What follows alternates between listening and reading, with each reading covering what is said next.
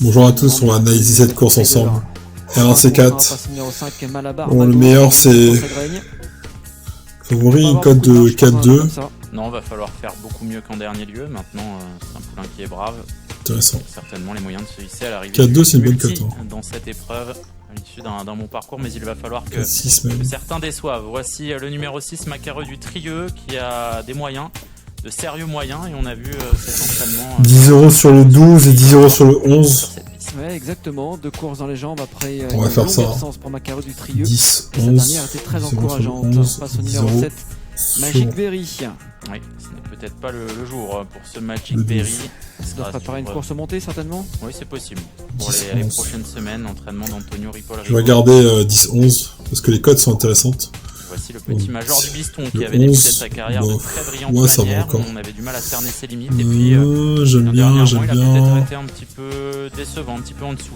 J'aime bien celui-là aussi. Celui-là, il est bien, le 8. Sa chance ici sur l'hippodrome de Vincennes. 10, non, 11, 12, 8. À Maligno, qui a deux courses dans les jambes, sa rentrée était bonne d'ailleurs. Oui, attention à garder la bonne cadence ici dans la descente, on le voit un petit peu léger d'allure. On passe ensuite à Marquis du Chêne, un cheval dur à l'effort, un cheval qui est capable de belles choses lorsqu'il s'élance sur la bonne jambe. Un diesel on va dire, il termine souvent beaucoup mieux ses parcours. On va noter. Il va falloir perdre trop de terrain aujourd'hui. Numéro 12, Midnight Sun, pas grand chose à lui reprocher en 6 courses et 4 victoires. Ouais, c'est un poulain puissant, un poulain qui avait fait grosse impression à la Capelle. Ensuite, il s'était montré fautif au croisé avant de remettre les pendules à l'heure à Lyon-Paris de très belle manière. Il a débuté à Vincennes avec de légitimes ambitions. On passe au 14 Millennium qui alterne le bon et le moins bon, comme on atteste sa musique. Ouais, c'est un peu tout ou rien avec lui. Soit il est disqualifié, soit il fait de belles choses. On l'a vu gagner à Châteaubriand, à Cabourg, notamment ces derniers mois, et on finit avec Meursault qui reste sur 3 disqualifications. Ouais, qui doit un petit peu faire gratter la tête à son entourage, mais c'est un cheval qui a des moyens, qui a beaucoup de vitesse. On va se raccourcir ici. Et il y a de l'argent, 7,50 €, il est très joué. Il est très joué, il faut dire que l'engagement est excellent et qu'il est affublé d'un émoji vert de la part de Philippe Allaire. Dans les box avec Damien Lecros, Mango Polo et Antonin André. Il n'y a pas 107 € aujourd'hui. Il y a 19 contre 1. Oui, ça paraît logique. Il fait partie des outsiders valables au départ de cette course. R1C4, 3 clés. Il y a combien de partants? Le cheval revient bien. Il y a un non partant, il y a 15, donc ça fait 14. Qui s'entend bien avec lui d'ailleurs, Antonin André. Je vous propose d'écouter Mathieu Mottier nous parler de Maligno qui a 7,50 € et très en vue dans cette épreuve. Maligno, qu'est-ce que vous en attendez? C'est un cheval sympa, il fait toutes ses courses. On n'a pas de marge, mais il peut donner 3. Il reste sur une disqualification, mais auparavant sa rentrée était bonne. Ici même, il avait gagné à Caen, des places à mêler. C'est vrai que c'est un cheval qui est plutôt sympa depuis le début de sa carrière. Autre driver qu'on va écouter, c'est Gaby Gélormini qui nous parle d'un outsider, Malabar Mago. Et puis Malabar Mago, est-ce que vous pensez pouvoir faire l'arrivée dans cette course qui semble assez ouverte? Écoutez, il commence à s'endurcir un peu, c'est un cheval un peu lymphatique. J'avais fait une rentrée ici correcte, après il a gagné avec Johan Agraigne. Je pense que le rallongement de la distance va l'aider ce soir, ici.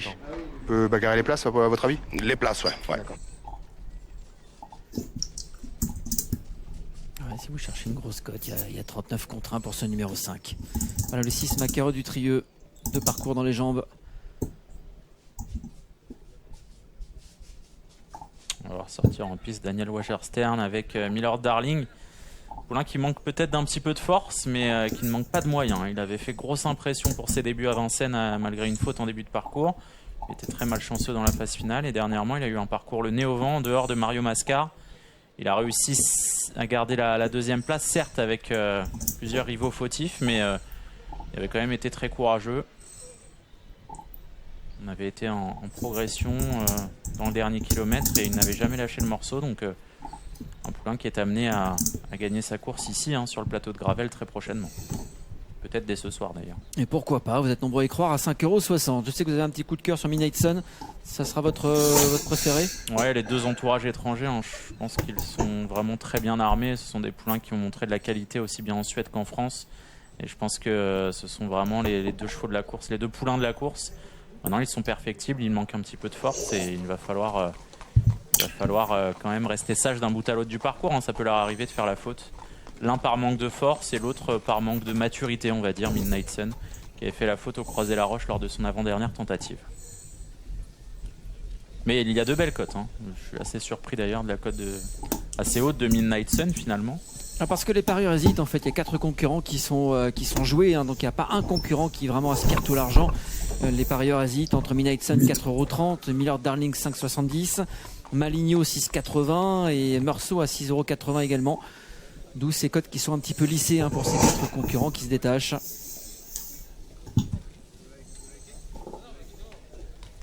Et puis derrière, on retrouve Macaro du Trieux qui est à 13 €, tout comme le numéro 10. Moscow Mule, on n'en a pas trop parlé. Je pense qu'on peut en attendre des progrès, hein, pour Moscow Mule, hein, qui a repris de la fraîcheur, qui avait montré de belles choses cet été, notamment. L'engagement est bon. On fait appel à Mathieu Abrivard. Je m'en méfie un petit peu de ce numéro 10.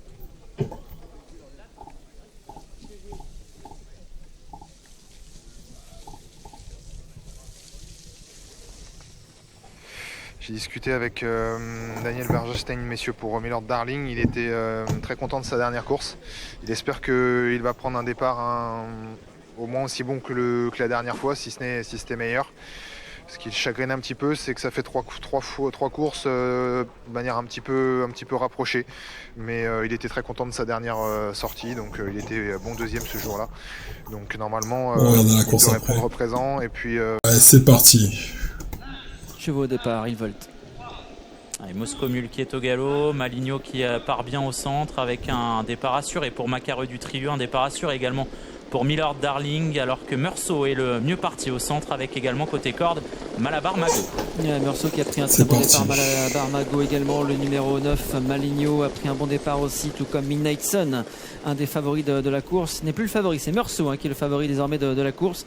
On retrouve les deux favoris aux deux premières places avec Meursault et Midnight Sun, tout à l'extérieur. On essaie de se rapprocher avec Marquis Duchesne. Et Meursault avec lequel il faut se montrer vigilant dans ce premier virage, qui est le meilleur. Midnight Sun vient en deuxième position. On retrouve ensuite Mango Polo qui se rapproche à l'extérieur en compagnie de Marquis Duchesne qui regagne du terrain à l'extérieur. On voit tout près du groupe de tête côté corde Malabar Mago qui regagne du terrain avec également à l'extérieur Milord Darling qui n'est pas pour l'instant bousculé par Daniel Wagerstern et qui a dans son sillage le numéro 6 Macaro du Trieux. Pour passer devant les tribunes avec un train régulier sans plus, une 16 actuellement sous l'impulsion de Meursault qui voit son extérieur Marquis Duchesne arriver. Milord Darling également continue de se rapprocher, suivi par Macaro du Trieux. C'est les concurrents qui sont à l'extérieur et qui sont obligés de faire l'effort. On est bien placé depuis le départ avec plutôt côté corde Malabar Mago, Mango Polo également. Alors qu'on a pu se rabattre avec Milord Darling et le numéro 6 Macaro du Trieux se retrouve à l'extérieur de tout le monde. Ouais, il va accélérer, hein. François-Pierre Bossuet à l'extérieur pour aborder bientôt le bas de la descente. En tête, on retrouve toujours le numéro 15 Meursault qui est passé favori dans les derniers instants. À son extérieur, Milord Darling, un autre concurrent très en vue. Macaro du Trieux qui doit évoluer en troisième épaisseur. Le nez au vent va tenter d'accélérer pour aborder la plaine. Côté corde, on retrouve le numéro 5 Malabar Mago, Marquis Duchesne qui patiente non loin du groupe de tête avec également à côté corde Millésime Star où on est le favori Midnight Sun. Eh bien, il est dans le sillage du numéro 3 Mango Polo à mi-peloton en 7-8e position et il précède Maligno, Milord du Cojeul. À l'arrière-garde, on retrouve Millennium et Moscow Mule qui n'a pas été disqualifié. Meursault qui a conservé la tête et la corde devant Macaro du Trieux qui vient à son extérieur. Malabar Mago a le bon parcours dans leur dos. Milord Darling a désormais un dos devant Millésime Star qui n'est pas très loin. Marquis Duchesne également un petit peu plus loin. On voit Mango Polo ou encore un des favoris Midnight Sun qui va peut-être se décaler à l'extérieur. On attend, on se décale pas, on hésite. On attend d'avoir un dos. Pour l'instant, on l'a pas. Ouais, on a eu un wagon de 2,5 qui s'est formé avec Mango Polo, avec Marquis Duchesne et Milord Darling qui va passer à l'offensive dans quelques instants. Mais en attendant, c'est toujours Meursault qui à l'intersection des pistes va tenter de réaccélérer sous la pression de Macaro du Trieux. Milord Darling qui est lancé à l'extérieur par son partenaire. Côté corde, Malabar Mago semble avoir encore quelques ressources, tout comme Millésime Star. Et on a choisi le chemin de la corde avec Alexis Colette et Midnight Sun pour regagner du terrain dans le tournant final. Meursault qui a le bon bout alors que Macaro du Trieux est très sollicité. Attention, numéro 2 Milord Darling qui vient tout à l'extérieur, encore plus à l'extérieur. On essaie essaie de se rapprocher également avec Marquis du Chêne ou encore avec le numéro 2 Mango Polo. Oui, l'entrée de la ligne droite avec Major du Biston également qui a fait mouvement avec, semble-t-il, pas mal de ressources, avec Meursault qui a toujours le meilleur et qui tente de repousser les attaques, notamment celle de Major du Biston qui prend le meilleur à 150 mètres du poteau. Major du Biston qui a le meilleur sur Milord Darling qui finit bien avec également Midnight et tout à l'extérieur Maligno qui refait énormément de terrain, mais Major du Biston a fait la différence et Major du Biston va renouer avec la victoire. Maligno sera deuxième devant Milord Et Darling ben, le 8. et la quatrième place Incroyable. qui va revenir à Marquis du Chêne. 8, 9, 2 et 11 à l'arrivée chiffrée de ce multi. La victoire pour le numéro 8 Major du Biston qui va faire afficher une très belle cote de 34 contre 1 pour la plus grande joie de Jérémy Kubisch. Très belle note de Maligno tout à la fin qui vient prendre cette deuxième place devant le numéro 2 Milord Darling. La quatrième pour le numéro 11. Il s'agit de Marquis du Chêne et la cinquième place pour le numéro 12 semble-t-il Midnight Sun. Eh bien, belle victoire de ce Major du Biston qui est presque surprenant, qui a J'avais eu dit le 8. un très bon parcours, parfaitement drivé par son partenaire. On l'a quasiment pas cité du parcours, mais c'est bien fait amener. Ouais, on l'a vu dans un registre un petit peu différent de celui dans lequel il évoluait en province. Et dans le tournant final, il s'est annoncé vraiment avec beaucoup de ressources. On a pu revenir de l'arrière. Hein. Regardez Maligno qui est dernier quasiment. Major du Biston qui est assez loin. Ah, Maligno fait un truc. Hein. Ah oui, il a fait vraiment un truc parce qu'il a patienté en queue de peloton et il a tracé une magnifique ligne droite. Et Midnight Sun, je n'ai pas bien vu dans la phase finale. Il refait un bout, il fait un petit bout. On a une course un peu spéciale avec un wagon de 2,5 qui s'est formé et qui ne progressait pas avec Mango Polo. Et c'est correct, on revient positif. Intéressant. Il vient en pleine piste, il finit intéressant. Bien. C'est une bonne leçon, on va dire. Donc voilà, prochaine course. Sur la grande piste. Oui, Maligno qui s'est un petit peu désaxé.